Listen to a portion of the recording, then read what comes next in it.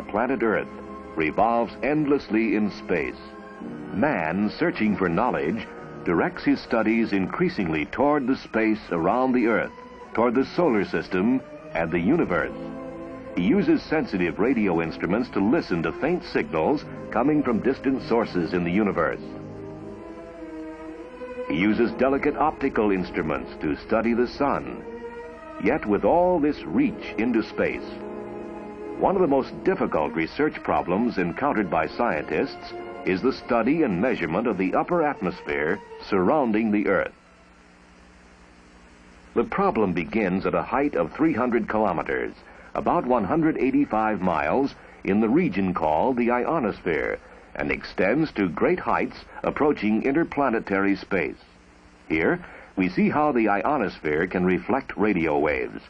This characteristic helps long-distance communications, but it hinders the use of radio techniques to study atmospheric constituents above the ionosphere. Rockets and satellites help significantly. Satellites can detect and measure constituents of the outer atmosphere and even the exosphere, as the region beyond is called. Explorer 1 and Pioneer 3 discovered the Van Allen radiation belts. This is an artist's conception of the Van Allen belts. These vast regions above the Earth's ionosphere are composed of trapped electrons and protons. It is true that observations made by satellites have permitted scientists to cross a new threshold into space research. But orbiting satellites and expensive specialized rockets can provide only snapshot observations of the ionosphere. They cannot give us details for a specific geographic location. Continuous observations above the ionosphere for a fixed location are needed. This film is the story of how scientists at the National Bureau of Standards, U.S. Department of Commerce, tackled the problem and developed a new research technique using scatter radar for space research from the ground. It is the story of a search for a location, of building an observatory and an entire research facility. And lastly, it is a heartening story of international cooperation on a person-to-person basis. Let's look at the ionosphere again to understand the problem better. The ionosphere is composed of neutral constituents, ionized constituents, and free electrons. It is the radio properties of the regions of free electrons that permit long-distance radio communication in the so-called shortwave bands. Up to frequencies of about 30 megacycles per second, free electrons reflect radio frequency energy back toward the Earth. But at frequencies above about 30 megacycles per second, the radio waves penetrate the ionosphere. For years, scientists have used the ionoson, such as this model C4, to measure electron density variations. But its use is limited to the denser regions of the atmosphere, such as the F layer at 300 kilometers. Here, there may be up to several thousand electrons per cubic millimeter, or millions per cubic centimeter. But beyond this range, the density of free electrons decreases. Scientists wanted to know how far above the F layer free electrons extended. The problem was to devise a way to measure them. Here we see two atoms of oxygen. An electron detaches from one of them. When detached, it is a free electron and can respond to electric forces imposed upon it.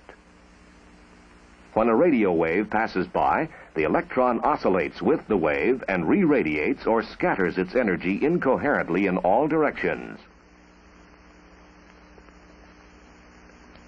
The problem is to excite these electrons sufficiently so that they will re-radiate enough energy to be detected from the ground.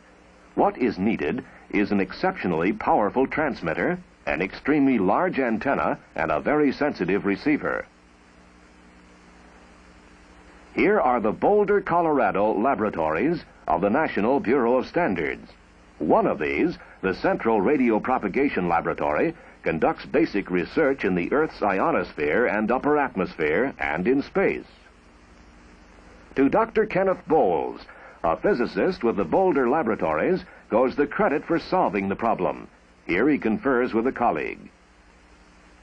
Acting on a suggestion by Dr. W.E. Gordon of Cornell University, Dr. Bowles employed a technique using the incoherent scatter of radio waves by electrons in the ionosphere. This transmits a powerful pulsed radio signal in a narrow beam. The beam penetrates the ionosphere and excites free electrons in the area above. They scatter a weak signal. The extremely sensitive antenna, now acting as a receiver, detects the faint scattered signal which comes back to Earth. The system can detect faint echoes from electron densities as low as 100 per cubic centimeter, such as exist well above the F layer of the ionosphere. Under Dr. Bowles' scientific leadership, the new technique using scatter radar was successfully demonstrated at a field site in 1959. Here, near Havana, Illinois, is a portion of the original antenna used in that pioneer experiment. A breakthrough of great importance had been achieved, promising to make upper atmosphere and space research possible from the ground. The Bureau gave full support to plans to exploit the technique. First, a site was needed where the fullest range of observations and measurements could be made, including studies of the chemical composition of the upper atmosphere. They would be of greatest interest if made near the magnetic equator, where the lines of force of the Earth's magnetic field are nearly horizontal, giving the electron unusual characteristics. The pulsed radar signals could then travel perpendicularly to these lines of force and excite free electrons. This would allow us to observe the gyrations of those excited electrons, determine the characteristic frequency of the ions controlling these movements, and identify the chemical composition of atmospheric gases. Certain of the gases, such as nitrogen and oxygen, dominate in lower regions. At greater heights, regions of oxygen, helium, and hydrogen dominate. With scatter radar, we can learn the heights of these various regions of gases and study the total composition of the atmosphere. Where could an ideal site be found? It should be on the magnetic equator, but as close as possible to the United States to shorten travel and shipping time. These requirements narrowed the choice to South America, and we decided to examine Lima, Peru. Especially important in our consideration was a year-round temperate climate such as found here. Lima, the capital of Peru, is an ancient city, rich in tradition, a city of handsome plazas and broad boulevards, beautiful buildings and art treasures. There would be major construction projects. Could we find skilled technicians and workmen? Engineering students eager to work on the research in the years ahead? Could we depend on local industry, local sources of supply? We were planning a major undertaking and many points had to be considered. We knew that wherever we went, we would need the cooperation of many people and of the national government too. Shipping and port facilities like these at Callao near Lima would be important for receiving tons of equipment. We would need import and customs agreements. Good international air service was another key factor influencing our decision. So were numerous other conditions, such as housing facilities. In Miraflores, a suburb of Lima, we found these attractive residential areas. One key to a successful operation in Peru is the Instituto Geofísico del Peru. The Instituto is a scientific research organization of the Peruvian government. We decide on a visit to the Instituto's Observatory, one of the world's highest observatories located near the magnetic equator. The trip begins with a spectacular train ride up the Rimac Valley through the Andes. This mountain route is an achievement in railroad engineering. It is the highest standard gauge railroad in the world, and noted for its numerous tunnels and reverse switchbacks. The train reaches an elevation of almost 16,000 feet at Peak Leo.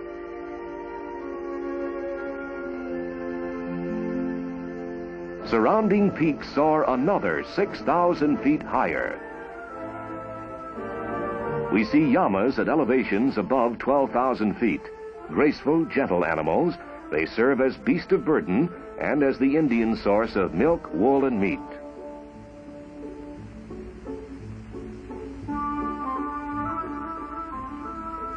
Arriving, we pass through the village of Huancayo on our way to the observatory. The area's commercial activity centers around this weekly market. Here, the native Quechuan Indians do all their trading by barter. The Quechuans represent a large percent of Peru's population.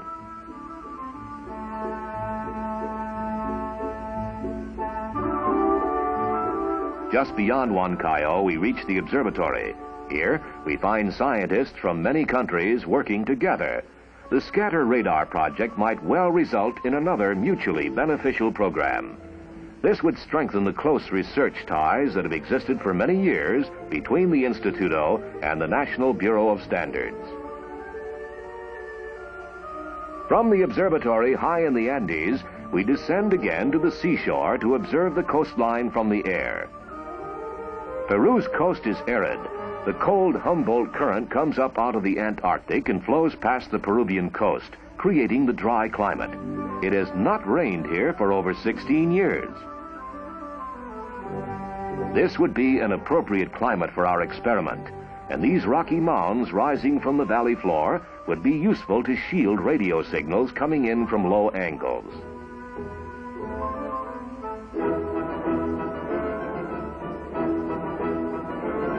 Green growing things, like the vegetables we see being raised here, come only with irrigation. Here in this arid valley, only 17 miles from Lima, is the broad, flat plain we need, with enough space for our enormous antenna. Thus, our search came to an end. We found an ideal location, the Quebrada de Jicamarca. Work was started. Earlier, a treaty had been signed between Peru and the United States, naming the Instituto Geofísico del Peru and the National Bureau of Standards as parties. Now, in August 1960, the site is prepared for construction. A diversion dam is built to protect the site from rare but dangerous huaicos, or mud flows.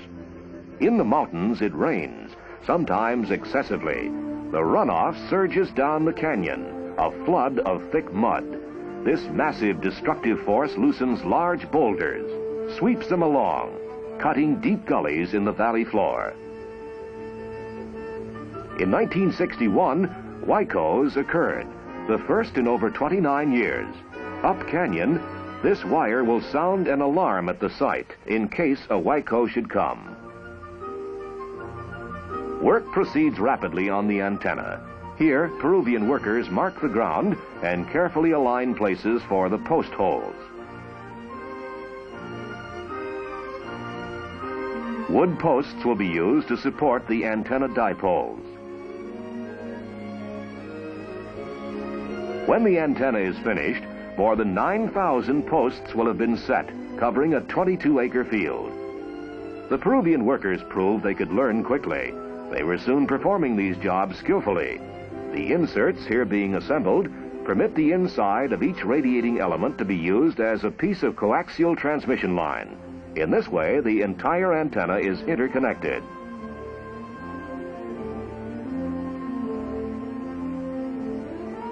Firm working schedules push construction along rapidly. The Peruvians not only contribute good workmanship, but each worker seems to realize the importance of the project. During the peak construction period, over 200 Peruvians were employed here. This provided an important boost to the local economy. With work underway at the site, the first contingent of Bureau staff families comes to Peru. Homes are available for rent in Chaclacayo, beautiful little community with a pleasant year-round climate. Only 10 Bureau employees and their families are in Peru during this main construction period. They are a small but effective group.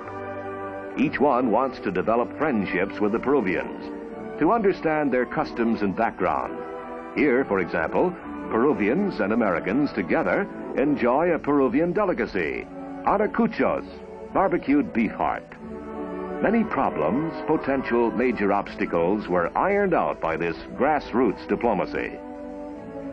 Such mutual understanding and goodwill helps to speed progress on the Jicamarca site.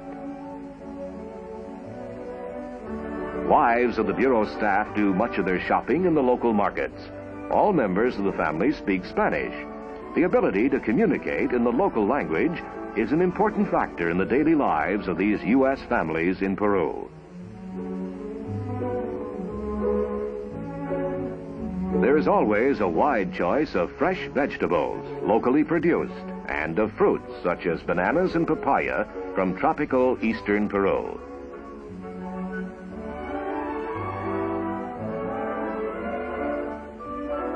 At Jicamarca, the building is ready, a half-acre under one roof. Here is housed the huge transmitter supplied with electric power from nearby Lima. Dozens of skilled Peruvian engineers and technicians work on the project. Some are employees of the Instituto Geofísico del Peru. Others are university students from Lima, getting practical experience in electrical engineering. Peruvian and Bureau scientists and engineers work together, assembling and installing the many systems and components. To continue this international cooperation, other Peruvians with potential technical skills are being trained by Bureau engineers. In regular classes conducted in Spanish, they are taught basic electronics and mathematics. Many of these men, being trained as engineering aides and technicians, will work at the observatory, staffing the 3 8-hour shifts for continuous operation, including operation of the observatory's huge transformers seen here. Weighing up to 27 tons and standing 15 feet tall, these transformers deliver 3,750 kilowatts of electrical power to the transmitter system. Now we go to the large room housing the condenser bank. Here, 12-foot tall banks of capacitors stretch for 60 feet. These Peruvian workers are making a final wiring check on the powerful electrical equipment the observatory will need for probing above the ionosphere. These capacitors form a bank having a capacitance of 1,000 microfarads. This bank can be discharged in a powerful electrical pulse rated up to 20,000 joules.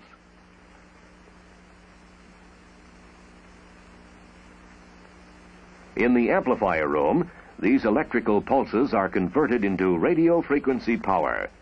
Each of the 4 amplifiers used in the transmitter was manufactured in the instrument shops of the Bureau. Each amplifier houses a transmitter tube capable of producing over 1 million watts of radio frequency power. The 4 amplifier system is designed to produce 6 million watts of radio frequency power. This maze of pumps, filters, and piping is the water purification and cooling system. It circulates demineralized water through the amplifier assembly. This dissipates the large amount of heat radiated by the transmitter tubes. Heat exchangers cool the water for recirculation. A network of tunnels runs beneath the building. Blowers circulate cool air throughout the passageways. These tunnels contain over 70 miles of cables and plumbing, interconnecting the transmitter components. Cables and coaxial piping enter the equipment rooms through floor vents. Engineers in the control room direct the transmitter energy into the antenna. Here they are seen monitoring every function of the system's operation. Coaxial aluminum piping, made of irrigation pipe, conducts the transmitted and received radio signals through a spark gap and mixer system. This automatically switches the antenna from transmitting mode to receiving mode in millionths of a second. The energy for the radio signal flows through the coaxial piping in these trenches, continuing to the midpoint of the antenna. Each quarter of the antenna is fed separately. Distribution is made to each module. A modular section comprises 1/64th of the antenna. Each module contains 144 antenna dipoles, or 288 dipoles per module.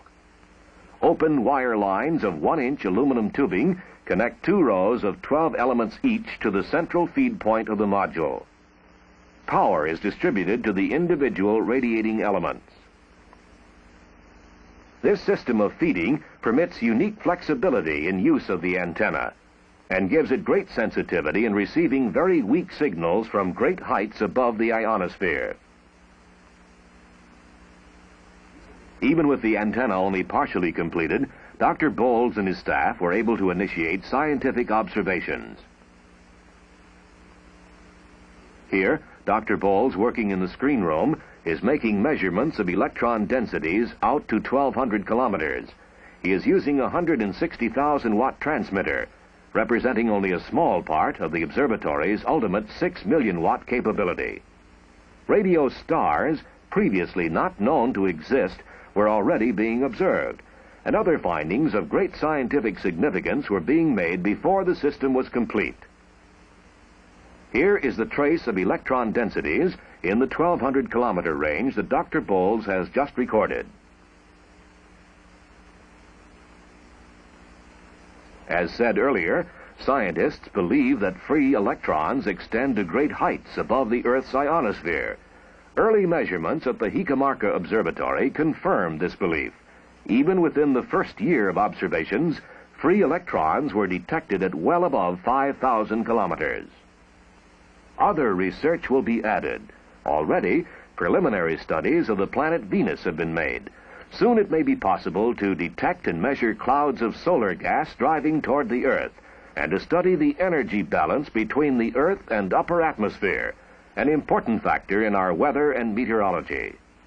The Instituto Geofísico del Peru and the National Bureau of Standards are partners in what are indeed some of the most exciting radio research experiments of our time, searching for knowledge about the Earth's upper atmosphere, interplanetary space, and the universe, with scatter radar, an important new technique for space research from the ground.